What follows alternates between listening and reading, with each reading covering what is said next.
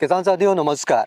दोस्तों, सोयाबीन की फसल में यदि आपने एनपीके का फंडा समझ लिया तो समझ लीजिए आपको एक अच्छा उत्पादन लेने से कोई भी नहीं रोक सकता। सेम हम ऐसे समझ सकते हैं, हमारे शरीर में जब तक भोजन नहीं जाता तब तक हमारा शरीर एक्टिव नहीं लगता, मतलब एकदम मुरझाए से हो जाते हैं। सेम वैसे ही फसल का है।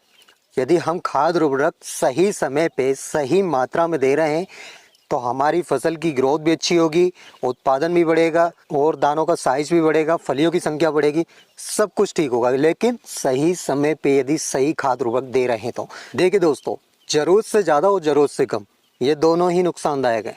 यदि हम ज़रूरत से ज़्यादा खाद दे रहे हैं उस कंडीशन में भी हमारी फसल में नुकसान होगा, और ज़रूरत से कम यदि हम खाद उर्वरक दे रहे हैं तो उस कंडीशन में भी हमारी फसल को नुकसान होगा। एनपीके का फंडा यदि आपने सोयाबीन की फसल में समझ लिया, एनपीके यानी मेजर न्यूट्रिएंट्स और सेकेंडरी न्यूट्रिएंट्स यानी सल्फर, इनका यदि फंडा समझ लिया तो दोस्तों आप एक बेहतर उत्पादन ले सकते हो। और दोस्तों एक एक चीज़ मैं आपको डिटेल में समझाऊंगा, और इस वीडियो को देखने के बाद आपको कोई भी वीडियो देखने की ज़रूरत नहीं पड़ेगी। अपनी खेती के डॉक्टर आप खुद ही बनो। देखिए दोस्तों, वैरायटी तो हमने सही लगा ली, वैरायटी जितना उत्पादन बता रहे हैं वो उत्पादन कब मिलेगा। अब वैरायटी का ऐसा है दोस्तों, जो उत्पादन वैरायटी का बताया है वो एक्चुअल उत्पादन देती है, लेकिन कब देती है? जब यदि उसमें हम सही समय पे सब कुछ सही सही करते हैं तब हमको वो उत्पादन मिलेगा। अब ये मेजर न्यूट्रिएंट्स में एनपीके और सेकेंडरी न्यूट्रिएंट्स यानी सल्फर, इनकी मात्रा हमको कब और कितनी देनी चाहिए और किस स्टेज में देनी चाहिए, ये सारी जानकारी मैं आपको बताऊंगा। इसके अलावा मिश्रित उर्वरकों में हमको कौन कौन से खाद देने चाहिए वो भी मैं आपको बताऊंगा डिटेल में। लेकिन दोस्तों इतनी जानकारी मैं देता हूँ आपको, आप वीडियो देख के चले जाते हो, सब्सक्राइब नहीं करते। सच में यहाँ पे थोड़ा लगता है, इसलिए दोस्तों सब्सक्राइब जरूर कर लिया करो। आपका ये गरीब सेवक ऐसे ही जानकारी देता रहेगा। यदि आपने सब्सक्राइब चैनल करके रखा है इसलिए सब्सक्राइब करना बिल्कुल ना भूलें। सबसे पहला काम वीडियो देखते ही सब्सक्राइब जरूर कर लें। अब दोस्तों बात करते हैं सोयाबीन की फसल में कौन कौन से खाद उर्वरक दिए जाते हैं और कितनी मात्रा में दिए जाते हैं और कब दिए जाते हैं। सबसे पहले हम बात करेंगे मेजर न्यूट्रिएंट्स की। सबसे पहले नाइट्रोजन की हम बात करते हैं। नाइट्रोजन, देखिए दोस्तों, नाइट्रोजन ये एक मेजर न्यूट्रिएंट्स है और सोयाबीन की फसल में नाइट्रोजन की बहुत कम ज़रूरत लगती है। अब हमारे काफ़ी किसान भाई नाइट्रोजन बहुत ज़्यादा छिड़काव करते हैं तो उसका गलत इफेक्ट भी आपको देखने को मिला होगा। नाइट्रोजन यदि आप ज़्यादा डाल रहे हो तो उस कंडीशन में क्या होगा, या तो सोयाबीन की ग्रोथ ज़्यादा हो जाएगी या फिर सोयाबीन पीला पड़ने लगेगा।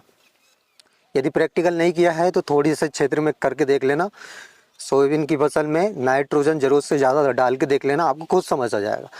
अब ये नाइट्रोजन वैसे तो 20 से 30 केजी प्रति हेक्टर के हिसाब से दी जाती है।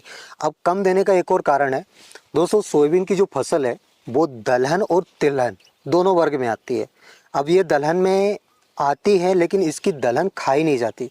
क्यों? क्योंकि इसमें दुर्गंध आती है। दोस्तों एक और चीज़ मैं आपको बता दूं, सोयाबीन में 44% प्रोटीन, जो कि सबसे ज़्यादा प्रोटीन होता है 44%, वो पाया जाता है। इसके अलावा 22% तेल भी पाया जाता है। इसीलिए ये तिलहन वर्गीय फसल में भी आती है, मतलब ये दलहन और तिलहन दोनों में आती है। अब जितनी भी फसल दलहन वर्ग में आती है उनकी जड़ों में गांठें आपको देखने को मिलेगी। सोयाबीन का पौधा 20-22 दिन का हो जाए तब आप एक पौधा उखाड़ के देखना, उसमें छोटी छोटी गांठें दिखाई देगी।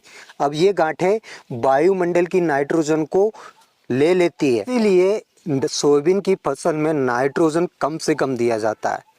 अब ये 20 से 30 किलोग्राम नाइट्रोजन हम प्रति हेक्टर कब दे रहे हैं? जब आप जीवाणु कल्चर सोयाबीन की फसल में मिलाते हो तब हम 20 से 30 किलोग्राम प्रति हेक्टर के हिसाब से नाइट्रोजन देंगे। और यदि दोस्तों आप जीवाणु कल्चर नहीं मिला रहे हो तो उस कंडीशन में आपको 100 से 150 किलोग्राम प्रति हेक्टर के हिसाब से नाइट्रोजन देनी है। ये होगा नाइट्रोजन का फंडा। अब ये कब देनी है? बुवाई से पूर्व। यदि बुवाई से पूर्व नहीं दे पाओ तो आप दो स्टेज में दे सकते हो। एक 20 से 22 दिन बाद दे सकते हो और पहला बुवाई से पूर्व दे सकते हो। मतलब आधी आधी मात्रा आपको 2 बार में देनी है, तो 2 बार में आप दे सकते हो। ये तो होगा नाइट्रोजन का फंडा। अब फास्फोरस, डीएपी। दोस्तों डीएपी हमारे किसान भाई, अधिकतर किसान भाई बुवाई करते समय मिला के बुवाई करते हैं। मतलब एमपी में अधिकतर यही चलता है। आपके इधर क्या चलता है वो मेरे को कमेंट में जरूर बताएं। मतलब हमारे किसान भाई डीएपी के साथ सोयाबीन को मिक्स करके बुवाई करते हैं। और तो ये फास्फोरस की जो मात्रा दी जाती है प्रति हेक्टेयर वो लगभग 60 से 80 किलोग्राम प्रति हेक्टेयर के हिसाब से दी जाती है। अब देखिए दोस्तों, नाइट्रोजन का काम क्या रहता है। नाइट्रोजन तो वैसे सोयाबीन की फसल में रहती ही रहती है, जो कहाँ से रहती है वो भी मैंने बताया, जड़ों से। अब ये नाइट्रोजन का काम रहता है ग्रोथ बढ़ाना। अब ग्रोथ नाइट्रोजन बढ़ा देती है। अब इसके अलावा ग्रोथ बढ़ाने के अलावा पौधे को स्ट्रॉन्ग कौन कर रहा है? फास्फोरस। देखिए दोस्तों, नाइट्रोजन का काम तो हो गया कि वो ग्रोथ बढ़ा देगी। अब वो पौधे को स्ट्रॉन्ग भी तो बनाना है, पानी में खड़े रहने के लिए स्ट्रॉन्ग बनाना है। पानी नहीं गिरता है तो सूखे वाली स्थिति में खड़े रहने के लिए स्ट्रॉन्ग बनाना है। ये काम कौन करेगा? फास्फोरस। फास्फोरस का काम क्या रहता है? सिर्फ और सिर्फ पौधे को स्ट्रॉन्ग बनाना। पौधे को स्ट्रॉन्ग बनाने का काम सिर्फ फास्फोरस का रहता है। 60 से 80 किलोग्राम प्रति हेक्टेयर के हिसाब से फास्फोरस आपको देना है। इसके अलावा पोटास। अब पोटास का काम और समझ लीजिए। पोटास दोस्तों, पोटास की जो मात्रा दी जाती है वो 20 से 25 किलोग्राम प्रति एकड़। जो सोयाबीन में चमक होती है और जो सोयाबीन एकदम चमकीला दिखाई देता है, मतलब हम देख के अनुमान लगाते हैं कि भाई ये सोयाबीन बहुत चमक रहा है, अच्छा भाव जाएगा, वो काम किसका है? चमक बढ़ाने का काम किसका है? पोटास का। अब ये पोटास चमक बढ़ाने का काम भी कर रहा है, और यदि आपने फास्फोरस दिया है तो फास्फोरस और पोटास दोनों मिलके सोयाबीन का साइज भी बढ़ाएंगे। मतलब ये दोनों का काम रहे हैं सोयाबीन का साइज बढ़ाना। ये दोनों आपस में मिलके काम करते हैं, पोटास और फास्फोरस। पोटास का अलग काम है और फास्फोरस का अलग काम है, लेकिन जो साइज बढ़ाने का काम जो करेंगे वो दोनों आपस में मिलके काम करेंगे। तो ये तो तीनों तो हो गए मेजर न्यूट्रिएंट्स।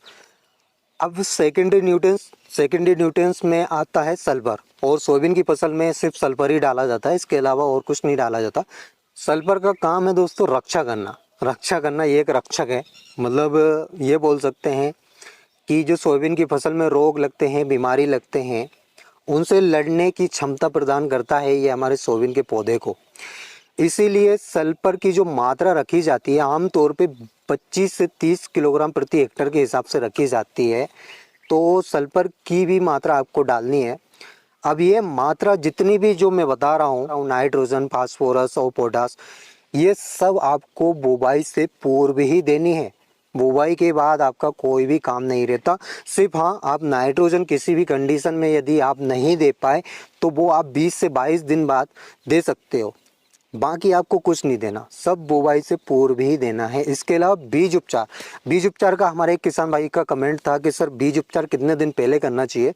तो मैं आपको बता दूं दोस्तों, बीज उपचार का ऐसा है, जैसे कि आपको लग रहा है मानसून आ चुके हैं, पानी बुवाई के लिए पर्याप्त हो चुका है, तो उसके 2-3 दिन पहले ही कर लें, या फिर आप पहले भी करके रखते हो तो कोई भी दिक्कत नहीं, लेकिन 2-3 दिन पहले भी आप कर सकते हो बीज उपचार। ऐसा नहीं है कि आप तुरंत करो, 2-3 दिन पहले कर सकते हो या फिर 10-12 दिन पहले कर सकते हो। तो बीज उपचार आप कभी भी कर सकते हो। दोस्तों, एक अच्छे उत्पादन के लिए इतने ही खाद और उर्वरक की जरूरत होती है। बाकी आपको सोयाबीन की फसल में अदर खर्च नहीं करना है, सिर्फ यही देना है। अब इनमें हमारे किसान भाइयों के एक और कमेंट रहते हैं कि सर खाद उर्वरक में मिश्रित उर्वरक दें या फिर अलग अलग दें। तो दोस्तों ऐसा है, मिश्रित उर्वरक में पर्याप्त मात्रा नहीं मिल पाती जितनी हम अलग अलग करके डालते हैं। मतलब जो मात्रा दे रखी है वो सही मात्रा मिल जाती है, और मिश्रित उर्वरक में जो मात्रा दे रखी है उतनी भी नहीं मिलती। वो तो एक ये है, किसी भी कारणवश हमको खाद उर्वरक नहीं मिल रहा है तो उस कंडीशन में हम मिश्रित उर्वरक डाल सकते हैं। और शुरुआती स्टेज में आप मिश्रित उर्वरक ना डालते हुए अलग अलग का पूरा एक डोज बना लें, इसके बाद ही डालें। डोज का मतलब ये है कि दोस्तों, पहले आप फास्फोरस यदि डाल रहे हो तो बुवाई के समय डाल दें। पोटास और सल्फर ये डाल रहे हो तो आप बुवाई से पूर्व डाल दें। नाइट्रोजन बुवाई से पूर्व डाल दें, क्योंकि नाइट्रोजन को मिला के हम बुवाई नहीं कर सकते। तो ये सब आप पहले ही डाल दें, बुवाई से पूर्व भी आपको सब कुछ डालना है। तो आई होप दोस्तों आपको मेरे द्वारा दी गई जानकारी समझ आई होगी, वीडियो पसंद आई होगी। वीडियो अगर अच्छी लगी हो तो एक लाइक, और जो किसान भाई इस चैनल पर पहली बार आए हैं, सब्सक्राइब नहीं किया है तो चैनल को सब्सक्राइब करना बिल्कुल ना भूलें, ताकि सोयाबीन से रिलेटेड जानकारी आपको समय समय पे मिल सके। तो मिलते हैं दोस्तों नेक्स्ट वीडियो में नेक्स्ट टॉपिक के साथ। तब तक के लिए tata bye bye, take care.